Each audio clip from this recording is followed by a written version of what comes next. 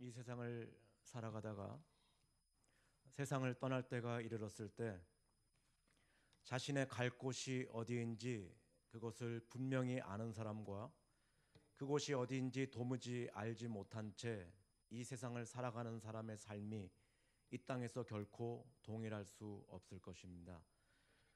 지나온 그분의 삶의 발자취를 보건대 모든 면에서 존경하지 않을 수 없는 한 신앙의 원로께서 자신의 삶을 하나님 앞에서 총정리하는 글을 쓰셨는데 그 글의 제목이 세상을 다녀가며 라는 글입니다.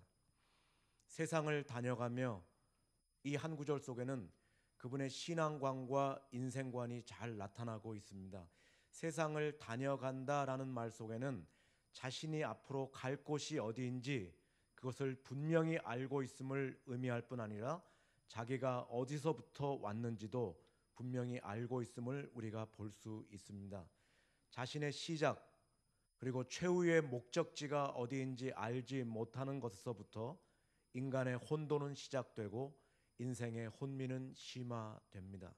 반면 내가 어디서부터 와서 어디로 가는지 그리고 무엇 때문에 세상을 다녀가는지를 아는 사람만이 이 세상을 자신의 목적이나 우상으로 삼지 않고 귀중한 시간을 탕진하지 않고 의미 있는 족적을 남기고 하나님 앞에 갈 수 있는 것입니다. 그렇다면 저와 여러분의 시작은 어디이고 마지막 돌아갈 곳은 어디이겠습니까? 시편 100편의 기자는 이렇게 노래합니다. 여호와가 우리 하나님이신 줄 너희는 알지어다. 그는 우리를 지으신 자시요 우리는 그의 것이니 그의 백성이요 그의 기르시는 양이로다. 하나님은 우리를 지으셨고 우리는 하나님의 것. 하나님께로부터 우리는 나서 때가 되면 다시 하나님께로 돌아가야 될 존재들, 우리의 시작도 마지막 최후의 목적지도 하나님이신 것을 분명하게 가르쳐 주고 있습니다. 그러므로 우리 이 자리에 참석한 성도님들은 이러한 사실을 아는 사람답게 하나님의 자녀로 이 땅을 살아가면서 구원받은 성도로 이 땅을 살아가면서 우리를 부르신 부르심에 합당하게 생활하고 열심을 품고 빛과 소금으로 주님을 섬기면서 살아가야 될 것입니다. 그러나 많은 성도들이 자신이 구원받고 하나님의 자녀된 영광과 특권을 즐기기만 할 뿐 시대와 민족 앞에 눈물로 변화의 씨앗을 뿌리면서 그리스도인답게 하나님의 사람답게 살아가는 성도들을 만나기란 그렇게 쉽지 않습니다. 미국의 사회학자이자 신학자인 토니 캄볼로 박사라는 사람이 90세가 넘는 그리스도인들을 대상으로 다음과 같은 설문조사를 했었습니다. 여러분이 하나님의 은혜로 90세가 넘도록 이렇게 장수하셨는데 또 그리스도인으로 이 땅을 살아오셨는데 그런 일은 없겠지만 만일 하나님께서 여러분에게 다시 한번 생을 허락하시면 어떻게 사시겠습니까? 세 가지를 적어 주십시오. 3등으로 나온 대답이 하나님께서 저에게 다시 한번 생을 허락하시면 저는 날마다 반성하며 살겠습니다. 왜 사는지, 무엇 때문에 사는지 삶의 목표와 방향을 잃을 때 중간 점검을 하지 않은 채 정신없이 사느라 귀중한 시간을 탕진했다는 그러한 회개의 고백입니다. 두 번째로 많이 나온 대답이 저는 용기 있게 살고 싶습니다. 여러분, 우리가 그리스도인으로 살아가면서 해서는 안 될 일, 가서는 안 될 곳 많이 있습니다. 그때 우리는 저는 그리스도인입니다. 그리스도인은 절대로 그런 곳에 그런 일에 참여할 수 없습니다. No, never 이렇게 거절해야 될 때 용기가 없어서 비굴했다는 그러한 고백입니다. 가장 많이 나온 대답이 하나님께서 저에게 다시 한번 생을 허락하시면 저는 저의 후손들에게 본이 되는 삶을 살고 싶습니다. 90세가 넘도록 그리스도인으로 이 땅을 살아왔는데 이 땅을 떠날 때에 우리가 자녀들에게 남겨줄 수 있는 유일한 것이 있다면 그것은 우리의 삶이 유산으로 남을 수 있어야 되는데 자신의 삶을 돌아보니까 전혀 본이 되지 못하는 후손에게 남길 것이 없는 그러한 삶을 살았다는 후회의 고백들입니다. 여러분, 이분들이 90세가 넘도록 그렇게 하나님의 은혜로 이 땅을 살아왔는데 왜 이렇게 후회에 점철된 고백을 남길 수밖에 없었겠는가? 물론 여러 가지 이유가 있겠지요. 그러나 저는 나름대로 이렇게 한번 분석을 해봅니다.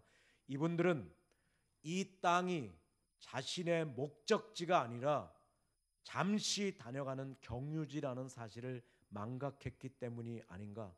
우리는 신앙 고백을 할 때마다 다시 사는 것과 영원히 사는 것을 믿는다고 고백을 하고, 우리는 잠시 이 땅을 다녀가는 나그네와 행인이라고 그렇게 고백을 합니다. 그렇다면 영원한 본향을 향해 가는 사람답게, 영원을 소망하는 사람답게 이 땅을 상대화시키는 그러한 모습들이 우리에게 필요합니다. 오늘 그러나 많은 교인들이 가져도 이 땅에서, 누려도 이 땅에서, 모든 결과를 이 땅에서 보고 싶어하는 현세주의자들로,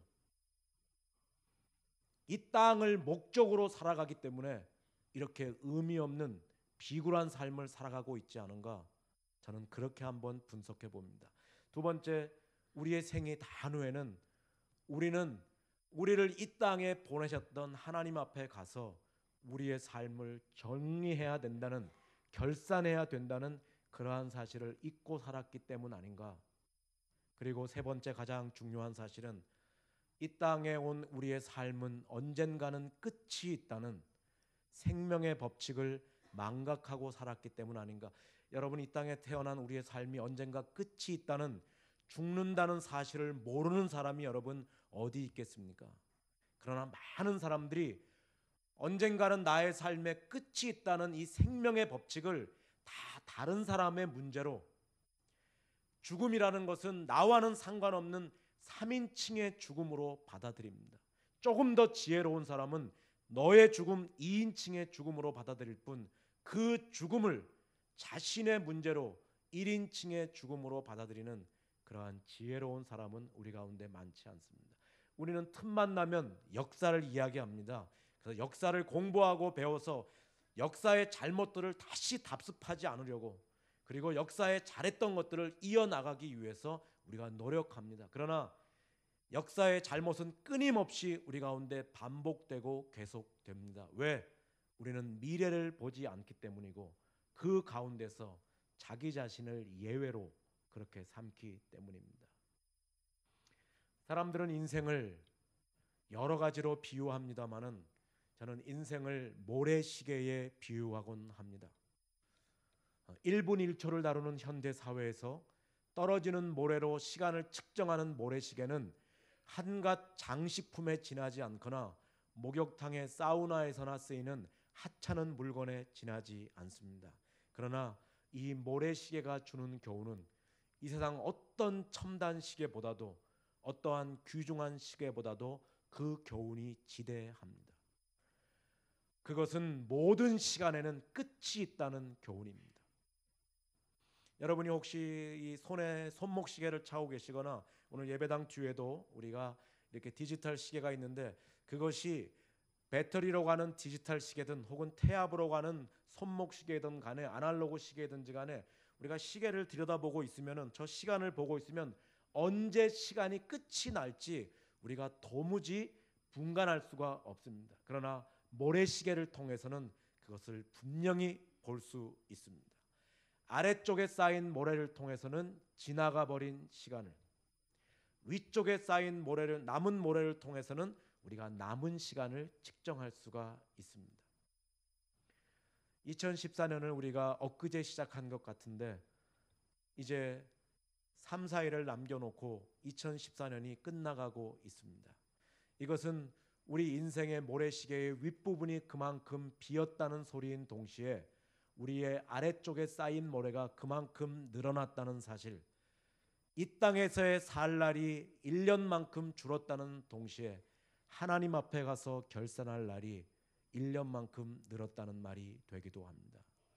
이 사실을 분명히 아는 사람만이 순간순간을 진리를 따라 바르게 행할 수 있는 것이고, 매 순간을 진리를 따라, 말씀을 따라 바르게 행한 자가 모든 지금의 총집합인 자신의 인생을 하나님 앞에 바로 세울 수 있고, 이 땅을 떠날 때에 부끄러움 없이 떠나갈 수 있는 것입니다. 이제 여러분에게 한 가지 여쭙겠습니다.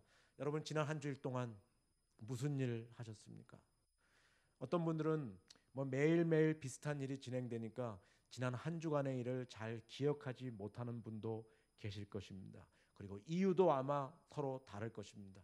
그러나 혹시 여러분 그 이유가 우리의 인생이 한없이 계속되는 그러한 손목시계나 그러한 디지털 시계라고 생각해서 별 생각 없이 살았다는 데 있지 않겠습니까? 혹시 우리의 인생이 모래시계예요. 언젠가는 끝이 있다는 사실을 알고 그 모래시계의 끝을 보면서 매 순간순간을 진리 가운데 살았더라면 한 달 전의 일도 아닌 10년 전의 일도 아닌 한 주일 전의 일을 기억하지 못한 데서야 말이 되겠습니까? 여러분에게 한 가지 다시 한번 여쭙겠습니다. 여러분 지난 한 주일 동안 무슨 일 하셨습니까? 아마 대부분의 분들은 이번 주간이 성탄절이 껴있기 때문에 월요일부터 오늘까지의 일을 정확하게 기억하실 것입니다. 그러나 그런 분들 중에서라도 저는 하나님의 자녀이고 그리고 하나님의 백성이고 구원받은 하나님의 사람이고 제가 이 땅을 다녀가는 가장 중요한 목적은 하나님의 사람처럼 빛과 소금처럼 희생과 봉사와 섬김의 삶을 살아서 언제 어디서나 말씀을 기준 삼아 말씀대로 살아서 다른 사람을 살리는 그러한 생명의 삶을 살아야 됨을 깨닫고 언제 어디서나 하나님의 사람답게 진리를 기준 삼아 살았습니다. 그렇게 대답하지 못한다면 그분 또한 자신의 인생이 모래시계임을 망각했던 분은 아니겠습니까? 우리의 인생은 모래시계이고 우리의 과거는 허공 속에 흩어져 버리는 것이 아니라 내가 살았던 모습 그대로 쌓인다는 사실. 그래서 내가 지금을 바르게 가꾸어야만 내 인생이 바르게 구축되어서 이 땅을 떠날 때에 하나님 앞에 바르게 설 수 있다는 것을 깨닫는 사람이라면 저는 부족했지만 연약했지만 언제 어디서나 말씀을 기준 삼아 말씀대로 살려고 노력했습니다. 그렇게 대답하실 수 있어야 되지 않겠습니까? 오늘 본문에 보면 빌라도가 예수님을 향해서 이렇게 묻습니다. 티 에포이에사스, 내가 무엇을 하였느냐? 당신이 도대체 무슨 짓을 했길래 당신의 동족 이스라엘 사람들이 당신을 잡아 죽이려 하는 말이냐, 이 말입니다. 이것은 비록 빌라도의 질문이긴 하지만 우리가 오늘 이 질문을 그냥 지나칠 수 없습니다. 티 에포이에사스, 내가 무엇을 하였느냐? 이 질문은 오늘 이 아침에 우리를 향한 하나님의 질문이시기 때문입니다. 창세기 4장에 보면은 끓어오르는 질투심 때문에 자기 동생 아벨을 돌려 쳐 죽였던 가인을 하나님께서 찾아오셔서 이렇게 물으셨어요. 가인아, 티 에포이에사스, 내가 무엇을 하였느냐? 그때 이후로 하나님께서는 오고 오는 모든 시대의 사람들에게 이렇게 묻고 계십니다. 내가 무엇을 하였느냐? 여러분 그 이유가 무엇인 줄 아세요? 참된 신앙의 유무는 내가 지금 무엇을 행하고 있느냐에 따라서 결정이 되기 때문입니다. 사랑하는 여러분, 여러분이 짧게는 4, 5년에 길게는 80이 넘는 그러한 인생을 살아오셨는데 여러분 지금까지 무슨 일 행하셨습니까? 하나님께서 이 아침에 여러분에게 내가 무엇을 하였느냐 이렇게 물으신다면 여러분의 대답이 여러분 무엇이겠습니까? 미국의 유명한 타임즈라고 하는 신문을 창간했던 헨리 루스의 부인인 클레어 루스 여사가 이러한 유명한 책을 남겼습니다. 한 사람의 인생은 한 권의 책이 아니라 단 한 줄로 요약된다.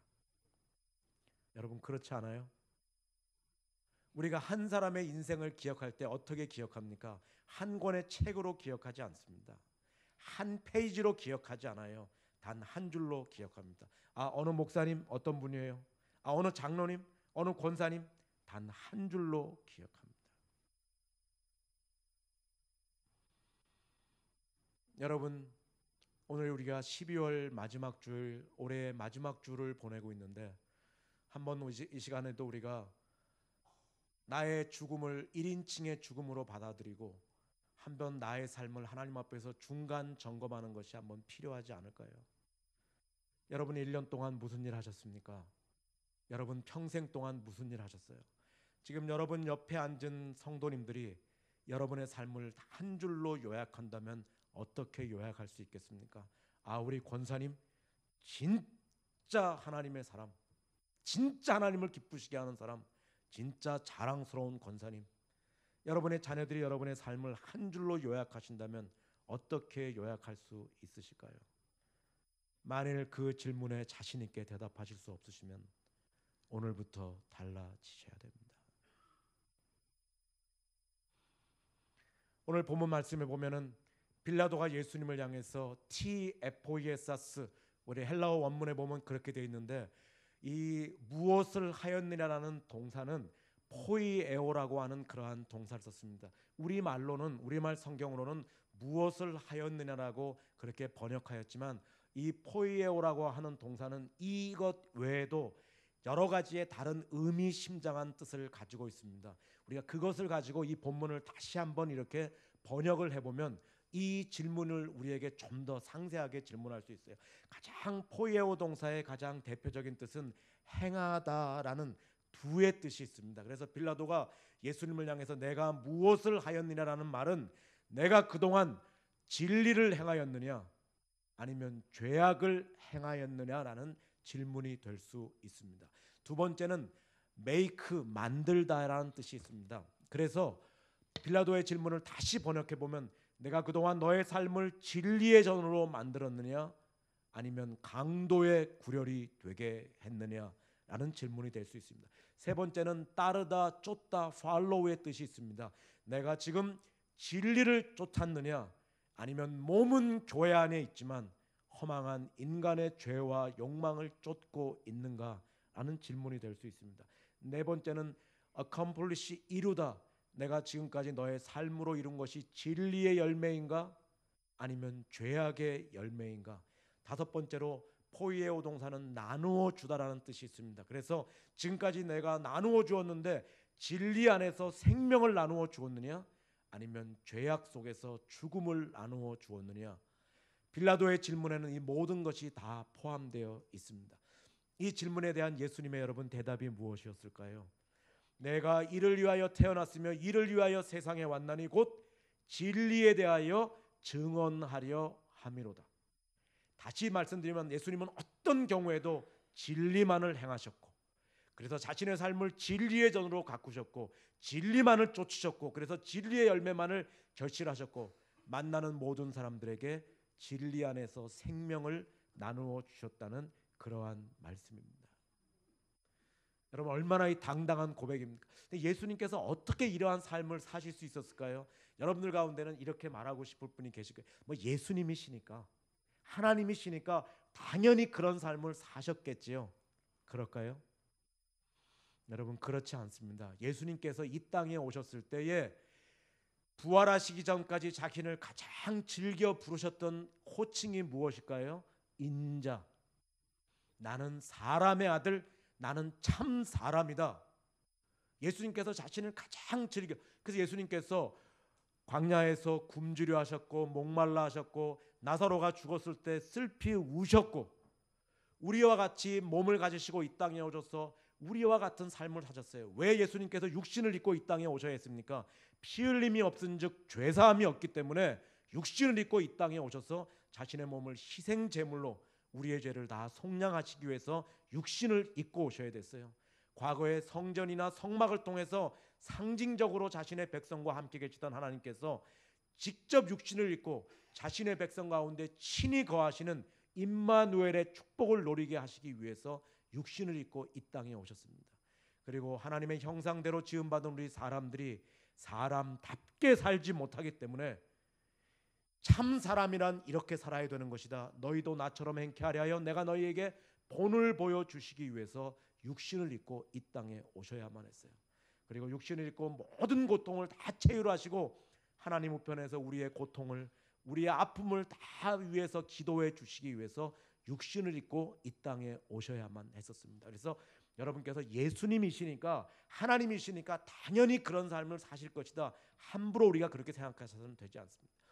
육신을 입고 이 땅에 오셨던, 우리와 똑같은 어려움을 가지셨던 하나님께, 예수님께서 어떻게 이러한 진리를 구현하는 이렇게 진리의 삶을 사실 수 있었겠는가? 그 비결이 요한복음 13장 1절에 이렇게 기록이 되어 있습니다. 성경책 갖고 오셨나요? 요즘에는 하도 이렇게 PPT에 띄우니까 안 갖고 오지. 한 서너 장만 넘겨보실래요? 13장 1절. 여러분 13장 1절을 읽으시다 보면 여러분 스스로 그 대답을, 예수님께서 어떻게 이렇게 진리를 구현하는 의미 있는 삶을 사실 수 있었겠는가, 답을 찾으실 수 있을 것이에요. 같이 한번 읽어볼까요? 6월절 전에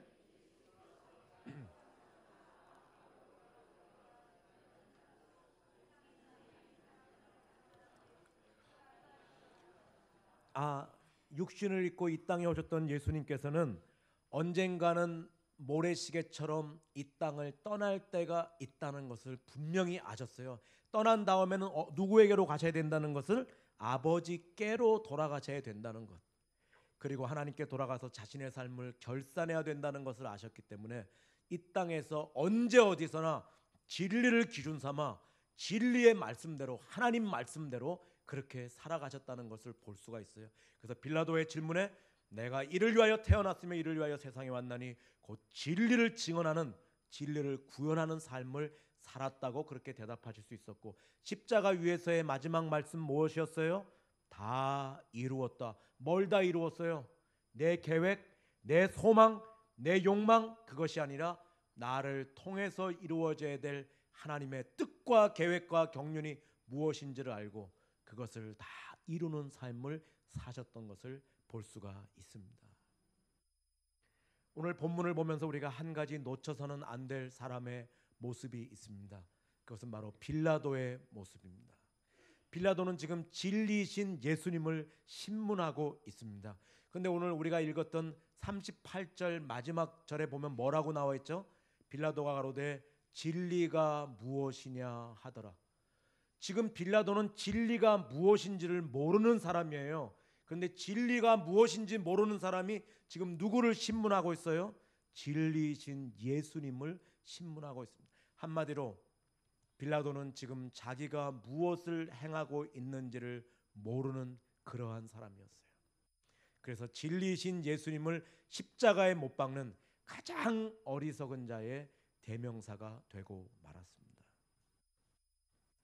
언제부터인가 우리나라에라도 청문회라고 하는 그러한 말이 굉장히 익숙하게 되었습니다. 요즘 고위공직자가 되려면 모두가 다 이렇게 인사청문회에 나와서 이렇게 하는 것 다 보셨습니까? 네, 그렇죠. 우리 목동중앙교회는 말씀과 기도 외에는 절대 아무것도 안 보시니까 테레비 같은 거 안 보시는지 몰라도 그런 거 하는데, 우리나라의 비극 중에 하나가 국무총리가 될 사람, 인사청문회를 통과할 국무총리를 얻기가 그렇게 어렵다는 것. 그리고 많은 고위공직자들이 인사청문회 때문에 장관이 되는 것이나 고위공직자가 되는 것을 집안 사람들이 말리고 있다는, 그 정도로 이 청문회를 통과하기가 쉽지 않다는 거죠. 대통령도 나왔었고, 여러분 온로비 청문회도 이제 기억하시고 많은 것을 아마 기억하시게 될 것 같아요. 여러분 청문회를 보시면서 무엇을 느끼는지 잘 모르시겠습니다만은 저는 청문회를 보면서 제 나름대로 느끼는 몇 가지의 그러한 소회가 있습니다. 가장 첫 번째 느낌은 두려움입니다. 얼마나 많이 조사를 해나가지고 왔는지, 강단에서 이렇게 한 사람의 이름을 거명해서 대단히 죄송합니다만 용서하고 들으십시오. 경상남도 도지사를 했던 김태호라고, 지금 이제 국회에서 최고위원을 하시는 분이죠. 이분이 이제 국무총리 내정자로 지명이 되었습니다. 그때 이렇게 경상남도 도지사가 김두관 씨로 다른 당의 사람이 바뀌면서 그 당에서 요청했던 청문회 자료를 다 준비해서 올려보냈는데, 여러분 얼만큼의 자료가 올라온 줄 아세요? 2트럭분의 자료가 올라왔습니다. 저는 2페이지면 끝날 것 같은데, 여러분 청문회 보면서 얼마나 조사를 해나가지고 왔는지 정말 두려움이 있습니다. 다음에 여러분 청문회를 보면은 세상에서 우리나라에서 가장 똑똑하다고 하는 사람들이 청문회 할 때마다 늘 대답이 막히면 뭐라고 말해요? 잘 기억나지 않습니다. 뭐 이렇게 잘 모르겠습니다. 제가 한 것이 아니라 여러분 그때마다 무슨 생각이 드세요? 가서 여러분 한번 묻고 싶지 않아요? TFO에서스 내가 무엇을 하였습니까? 이렇게 한번 묻고 싶지 않아요? 다른 사람이 무엇을 했는지에 대해서 알고 싶어하는 우리의 마음, 그런 것들을 제가 느껴봐요. 남이 무엇을 했는지에 대해서 관심을 가지는 것 대단히 중요합니다. 그러나 다른 사람이 무엇을 했는지에서 관심을 가지다가 정작 지금 내가 무엇을 하고 있는지를 놓치는 어리석은 빌라도가 되어서는 되지 않습니다. 남들이 무엇을 했는지 그토록 알고 싶어 하시는 여러분들은 지난 일주일 동안 무슨 일을 하셨습니까? 2014년 한 해 동안 무슨 일 하셨어요? 아니 여러분의 평생 동안 무슨 일 해 오셨습니까? 삶이 유산으로 남을 수 있는 그러한 삶을 살아오셨습니까? 여러분들 삶 가운데 얼마나 의미 있는 삶들을 지금 기억해내실 수 있으십니까? 혹시 이 가운데 바둑 두시는 것을 좋아하는 분이 계신지 모르겠지만 저는 바둑을 전혀 둘지 모릅니다. 저희 아버님이 교회를 설립하셨던 양태규 목사님과 아주 가까운 이제 목사님이신데 같은 노회에서 계셨고 이제 그래서 제가 목동 중앙교회를 보면은 진짜 제가 아버님이 섬기셨던 교회 같이 모교회 같이 이렇게 생각하는 이제 그러한 진짜 그 양태규 목사님 하면 저희 큰아버지처럼 이렇게 늘 기억하는데 잘 모르시죠? 우리 양태규 목사님이 누구신지? 젊은 분들은 잘 모르실 수 있을 것 같아요. 저희 집에 많이 오셔서 제가 잘 기억하고 이제 그렇게 되는데 저희 아버님이 저에게 두 가지를 금하셨어요. 뭘 금하셨냐면 그 나쁜 게 아니고 어렸을 때 제가 귀중한 시간을 이렇게 낭비하지 않기 위해서 낚시하는 것과 바둑 두는 것을 저에게 좀 금하셨어요. 근데 제가 바둑은 안 뒀는데 낚시에는 한번 미쳐가지고 낚시 아버지의 이렇게 그 뜻을 한번 어긴 적이 있었는데 저는 바둑을 잘 둘지 모르기 때문에 이 바둑 두시는 분들을 보면 정말 좀 깜짝깜짝 이렇게 놀랄 때가 있습니다. 뭐 프로 바둑 기사가 아니더라도요. 이렇게 여러분 바둑 두시는 분 보면 우리가 옛날에 많이 그랬죠. 몇 수만 물리자고. 뭐 잘 바둑 두시는 모술도 몇 수 물리면 잘 두고 조금 더 바둑을 잘 두시는 분들은 몇십 수도 이렇게 물려서 다시 이렇게 두는 것을 볼 수가 있어요. 자, 그런 것을 보고 참 많이 깜짝 놀랄 때가 있습니다. 그런데 이 바둑을 직업으로 하시는 프로 바둑 기사들은 한 사람이 200여 수, 그래서 둘이서 400여 수의 돌을 주고 받습니다. 그래서 일본에서는 이제 본인방이나 기성 같은 것들은 어떤 바둑은 이틀에 걸려서 두기도 하고 또한 하루 종일 두기도 하고 또 요즘에는 속기 바둑이라고 해서 1시간 안에 바둑을 두는 이제 그런 것도 있습니다. 그래서 이 바둑의 승패가 결정이 되면 TV 중계는 거기서 끝이 나요. 그런데 이 프로 바둑 기사들은 집에 가지 않고 다시 처음부터 마지막 400술까지를 다시 처음부터 이렇게 바둑을 둡니다. 이것을 우리가 복기라고 그렇게 말해요. 제가 이게 너무 신기했어요. 어떻게 첫 수부터 400수까지를 하나도 틀리지 않고 다시 복기할 수 있는 것인가? 제가 그래서 이분들이 정말 뛰어난 두뇌 소유자들이거나 아니면 피나는 훈련의 결과라고 생각을 했습니다. 근데 제가 어느 날 한번 프로바둑 기사 집사님을 만날 기회가 있었어요. 그래서 이게 얼마나 궁금했으니까 당연히 여쭙겠죠. 그 집사님은 저에게 이렇게 대답했습니다. 프로바둑 기사는 절대로 의미 없는 돌을 놓지 않습니다.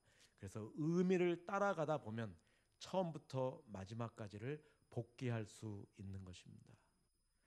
사랑하는 여러분, 여러분의 인생 가운데 얼마를 복귀해내실 수 있으십니까? 여러분의 삶 가운데 얼마나 의미 있는 일들을 지금 기억해내실 수 있으세요? 여러분이 지금까지 쫓고 따르고 행하셨던 것이 진리였습니까? 아니면 몸은 교회 안에 있지만 허망한 인간의 죄와 욕망을 쫓으셨습니까? 여러분이 지금까지 여러분의 삶을 진리의 전으로 가꾸셨습니까? 아니면 강도의 구렬이 되게 하셨습니까? 여러분이 지금까지 만난 수많은 사람들에게 진리 안에서 생명을 나누어 주셨어요? 아니면 천국 문을 가로막고 배나 지옥의 자식이 되게 하셨습니까? 이 시간 우리 모두가 한번 이 해가 가기 전에 회개하는 마음으로 하나님 앞에서 우리의 삶을 정리하고 결산하는 시간이 되어야 할 것입니다. 사랑하는 여러분, 우리의 인생은 한없이 계속되는 그러한 손목시계나 그러한 탁상시계가 아니라 언젠가는 끝이 있는 모래시계임을 여러분 잊지 마시기 바랍니다. 그런 사람만이 그 끝을 대비하면서 하나님 앞에서 의미 있는 삶을 살아갈 수 있는 것이에요. 청문회에 나오는 사람들의 삶만 드러난 것이 아니라 오늘 이 자리에 참석한 우리 모두의 삶, 모래시계의 모래는 허공 속에 흩어지는 것이 아니라 우리가 살았던 모습 그대로 쌓인다는 사실, 여러분 절대로 잊지 마시기 바랍니다. 청문회에 나오는 사람들의 삶만이 드러나는 것이 아니에요. 우리가 하나님 앞에 설 때는 우리가 모두가 다 벌거벗고 서야 돼요. 이 땅에서의 삶이 다하는 순간 우리 모두는 하나님 앞에 서야 되고, 그때 하나님께서 물으실 첫 번째 질문이, 내가 세상을 다녀오는 동안에 TFOESS 내가 무엇을 하였느냐. 그때 우리는 우리의 두 발이 서 있었던 곳 보여드려야 됩니다. 우리의 두 손으로 행했던 일 다 보여드려야 돼요. 우리에게 선물로 주신 우리의 가슴으로, 우리의 머리로, 우리의 입으로 행했던 말과 행했던 생각들 다 드러내어서 하나님께 보여드려야 돼요. 그것이 정직한 사지였는지, 그것이 다른 사람을 살리는 입이었는지. 사랑하는 여러분, 오늘 이 질문에 우리가 자신 있게 대답할 수 없으시면요, 정신없이 살아가던 우리의 삶에 한번 종지부를 찍고 이제부터 우리가 오직 진리를 기준 삼아서 하나님의 사람답게 살아가야 되지 않겠습니까? 오늘 하나님 앞에 서는 날 우리는 부족해요, 연약해요. 그러나 하나님 앞에서 물으실 그때의 질문이, 하나님 저는 연약했지만, 저는 부족했지만, 저는 보잘것없었지만은 하나님께서 벌레만도 못한 나를 왜 피로 값주고 사셔서 하나님의 자녀 삼아 주시고, 하나님께서 아버지가 되시어서 어떠한 고통과 어떠한 어려움과 질병 속에서도, 어떠한 상황 속에서도 합력해서 선을 이루시고 은혜 베풀어 주시고 저를 붙잡아 주시어서 하나님 사람답게 살아갈 수 있도록 하시는지를 깨닫고, 언제 어디서나 말씀을 기준 삼아 말씀대로 살아가며 오늘 하나님의 사람답게 살려고 노력하다가 다 이루고 왔습니다. 이렇게 대답할 수 있어야 되지 않겠습니까? 여러분, 우리의 영의 눈을 열어서 한번 바라보십시다. 지금도 우리의 인생의 모래시계의 윗부분이 점점 비어가는 것이 여러분 보이지 않으세요? 하나님 앞에 가서 결산할 그러한 날들이 많아지는 것이 보이지 않습니까? 사랑하는 여러분, 우리를 사랑하시는 하나님께서는 오늘 이 아침에도 우리가 하나님 앞에 서는 날, 우리 목동중앙교회 사랑하는 모든 성도님들이 하나님 앞에 부끄럼 없이 설 수 있도록 하나님께서 다시 한번 우리의 삶을 정리하고 점검하고 하나님답게 살아갈 사람답게 살아갈 수 있도록 우리에게 이렇게 묻고 계세요. TFOESS 내가 그동안 무엇을 행하였느냐. TFOES 내가 지금 무엇을 행하고 있느냐. 오늘 하나님 말씀 잘 기억하고 남은 한 해 우리의 삶을 하나님 앞에서 한번 잘 정리하고, 우리 목동중앙교회 성도님들이 하나님 앞에 설 때 진짜 칭찬받을 수 있는 아름다운 성도님들, 아름다운 우리 목동중앙교회가 되기를 간절히 바랍니다.